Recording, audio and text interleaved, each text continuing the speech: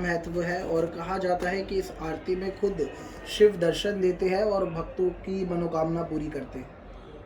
देखिए कि हमारा जो विशेष रूप से शास्त्रों में पुराणों में जो है ब्रह्म मुहूर्त का समय होता है 3:20 पर जो ब्रह्म मुहूर्त एक तरह से शुरू होता है और वो 2 घंटे 48 मिनट के आसपास रहता है। तो उसमें उस समय वो ब्रह्म मुहूर्त का काल होता है। उस समय में क्या है कि पूरा वातावरण बड़ा शांत रहता है और उस समय में जैसे हमारा ब्रह्म मुरारी श्वासलिंगम निर्मल बाधिस्वलिंगम जन्म दुख विनाशलिंगम तत्प्रणम सदाशिवलिंगम। तो जन्म संचित पाप विनाशलिंगम तत्प्रणम सदाशिवलिंगम। तो भगवान शिव का जो है ब्रह्म मुहूर्त में आरती और संध्या, जब हम कभी भी आरती करते हैं प्रातःकाल, तो उसमें क्या है कि पूरा दिन भर भक्तों का बहुत सी प्रकारों का नज़र लगती है भक्तों की। तो भगवान का एक तरह से नज़र भी उतारना जैसा होता है और शुभ उस काल में जो है अपने को शक्ति अर्जित करना है कि उस टाइम में वातावरण भी बड़ा शांत रहता है और देवता उस समय में क्या है कि पृथ्वी पर विचरण करते हैं, घूमते रहते हैं। तो वो ब्रह्म मुहूर्त में आरती सभी के लिए बढ़ती।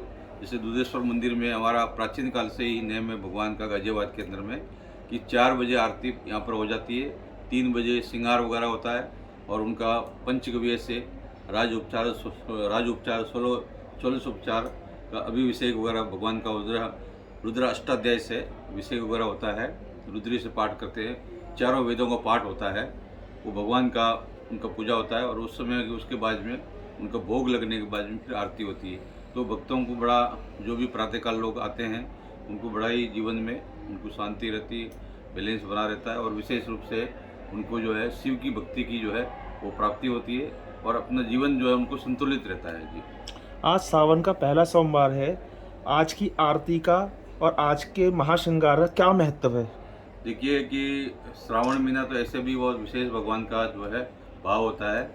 तो बोले सर्व सुगंधि लेपित लिंगम पंकज हार शोभित लिंगम, सब प्रकारों के सुगंधित, जैसे धतूरा है, बेल के पत्र है। उस दिन जो है माँ भगवती ने तपस्या किया था शिव को प्राप्त करने के लिए, सावन महीने में था और जब समुद्र मंथन हुआ था तो उसमें अलाल निकला था, विष निकला था। उसको शांत करने के लिए सभी देवताओं ने भगवान का अभिषेक किया था, वो भी सावन महीने।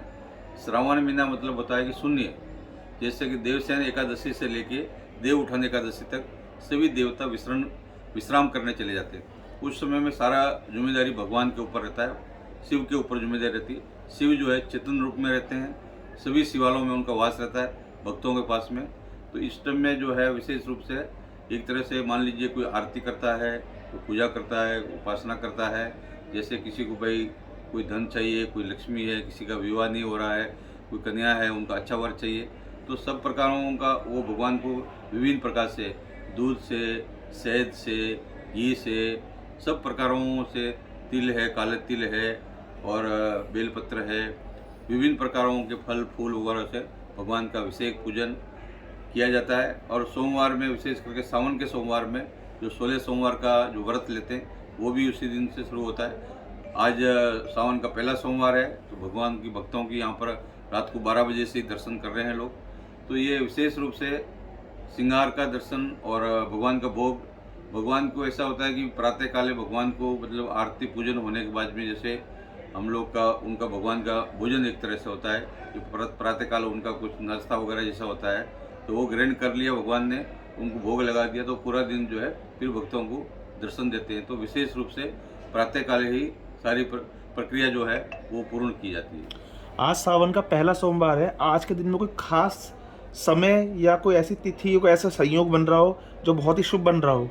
देखिए ये जो काल है, देखिए कि एक तो क्या है कि अमृत काल है, अमृत काल के साथ में शोभन योग बोलते हैं, बहुत दिव्य योग होता है कि मन को शुद्धि हो, आत्मा की शुद्धि हो।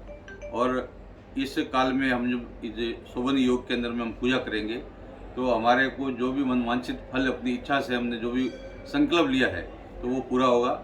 इस योग के लिए विशेष रूप से ये जो शोभन योग है इसमें जो है व्यक्ति को धार्मिक पूजा पाठ शक्ति, सात्विक और किसी भी प्रकार का उसको जो प्रकार के उसका कुछ बहुत से प्रकारों का जो विकार है उन विकारों को नष्ट होकर सात्विक भाग आना और सिद्धि की प्राप्ति होना। इस शिवाय नमो या ओम नमो शिवाय जपते हुए इसमें जो है पूजा करेंगे तो निश्चित रूप से वो जो है व्यक्ति का कल्याण होगा। सावन के अंदर क्या क्या चीज़ें निषेध होती हैं जो भगवान शिव को रुष्ट करती हैं? देखिए कि ऐसा तो बहुत सी चीज़ें हैं, जैसे मान लीजिए केतकी के फूल वगैरह होता है, तो भगवान का सबसे प्रिय जो है उनका है कि भाई शहद वगैरह है, दूध है, दही है, घी है और अपना गन्ने का रस है, सभी प्रकार का फलों का रस है। तो अलग अलग प्रकारों का जो उनकी मनोकामना व्यक्ति की होती है उस रूप में उनका अलग अलग विषय भगवान का होता है। कुछ भी नहीं तो जल से भी अपना जल मूर्ति नमो भी भगवान को बोलते हैं। तो ये शिव भगवान प्रत्येक जीव का कल्याण करने वाले हैं। तो इसमें विशेष जो है वो सबसे बड़ा चीज़ है कि जो भगवान को जो अक्षित वगैरह चावल वगैरह भी चढ़ा सकते हैं, क्योंकि चंद्रमा का स्वरूप होता है और सोमवार और चंद्रमा का उसका स्वरूप दोनों दिन उनको होता है।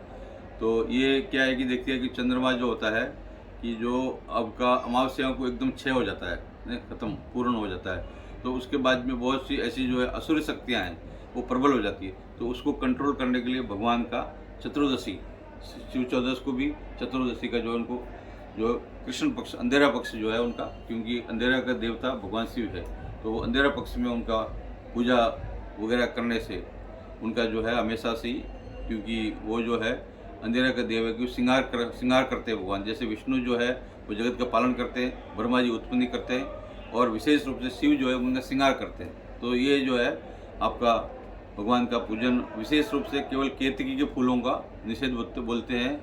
और कई पुराणों में वगैरह में जैसे मान लीजिए कि वो जो अपना कुमकुम वगैरह रोली वगैरह होती है, तुलसी का जो पत्ते वगैरह होते हैं वो भगवान शिव पर नहीं चढ़ाते। विशेष रूप से शिव को जो है बेलपत्र, दूध, दही, जल, नहीं तो कुछ भी आपके पास नहीं है, जल और बेलपत्र चढ़ाएंगे तो भगवान प्रसन्न हो जाता है। धतूरा वगैरह भी चढ़ा सकते हैं। जो विशेष रूप से बेलपत्र और अपना जल और दूध, दही, घी, पंचामृत बोलते हैं उसको, वो सभी पंचगव्य, पंचामृत, ये सब प्रकारों का भगवान का विषय करने से भगवान प्रसन्न होते हैं। महाराज जी क्या सहयोग मिला है हमारा इधर एक पूरा एक हफ्ते से 7-8 दिन से एसएसपी वगैरह है, डीएम वगैरह, जिलाधिकारी वगैरह है, महाराज जी को भी हमने पत्र देके आए थे।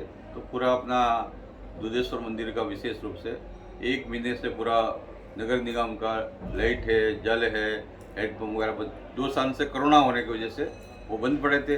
तो इस विशेष रूप से इस अवसर पर इस बार जो है ज़्यादा सुरक्षा वगैरह, अभी पहला सावन का सोमवार है, रात को ही कम से कम 300-400 पुलिस वाले, पीएससी वगैरह, तो अच्छा सुरक्षा व्यवस्था किया है कि किसी भी प्रकार का। और जो हमने करीब 32 कैमरे लगाए, उसके अलावा भी 50 कैमरे पुलिस ने भी लगाए हुए हैं। और छप्पे पर एक आध व्यक्ति के ऊपर नज़र है कि असामाजिक तत्व कोई भी ऐसी घटना का स्वरूप न दे। तो पुलिस बहुत सतर्क है, हमारे कार्यकर्ता वगैरह भी सब लगे हुए हैं। तो जो भी भगत आए वो शांतिपूर्वक जलाभिषेक करके जा सके, ऐसा प्रबंध करने का पूर्ण प्रयास हम लोग किया है।